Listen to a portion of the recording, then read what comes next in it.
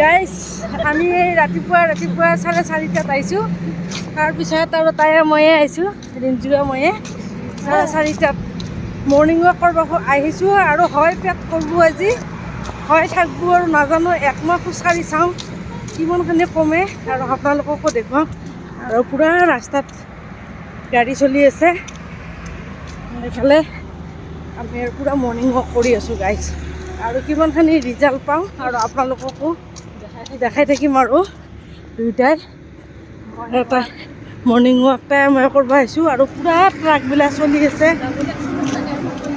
মুঠাৰ ওপৰত, একদম ডাবল এক্সেলৰ পৰা হয় আলুত আহিব, হয় এমত আহিব। আৰু এনেকৈ খোজকাঢ়িছোঁ গাইজ আজি প্ৰথম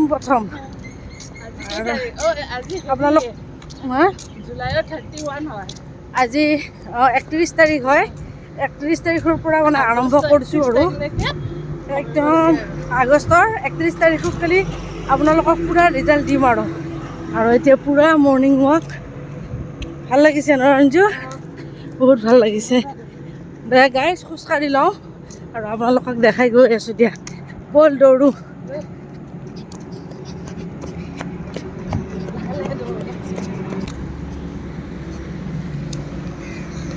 গাইজ বহুতখিনি ভাল লাগছে, মানে ইমানে ভাল লাগিছে নহয় কি ক'ম। আৰু বহুত ভাল লাগিছে ন? উঠিব পাৰিবহে লাগে। গাইজ আপোনালোকক ফাইনেলি ৰিজাল্ট দি দিম। আৰু এতিয়া পালোঁ আমি আহি এইখন দেখিছেনে আকাংক্ষা হস্পিটেল।